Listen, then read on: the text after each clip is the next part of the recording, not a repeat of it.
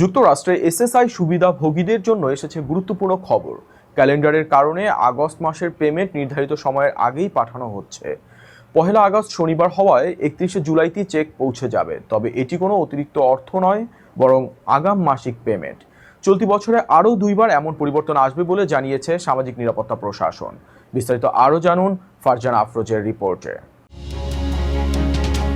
বাংলাদেশি ও অন্যান্য অভিবাসী সহ যুক্তরাষ্ট্রের সাপ্লিমেন্টাল সিকিউরিটি ইনকাম এসএসআই সুবিধাভোগীদের জন্য গুরুত্বপূর্ণ খবর। আগস্ট মাসের এসএসআই ভাতা নির্ধারিত সময়ের একদিন আগেই পাঠানো শুরু করেছে সোশ্যাল সিকিউরিটি অ্যাডমিনিস্ট্রেশন।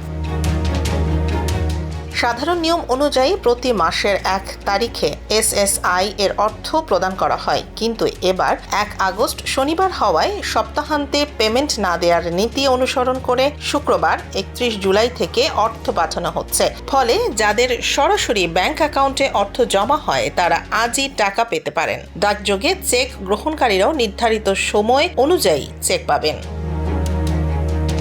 তবে একটি বিষয় পরিষ্কার করেছে এসএসআই, এই আগাম অর্থ কোনো বোনাস, অতিরিক্ত ভাতা বা নতুন সহায়তা নয়। এটি কেবল আগস্ট মাসের নিয়মিত এসএসআই পেমেন্ট, যা ক্যালেন্ডারের কারণে একদিন আগে বিতরণ করা হচ্ছে।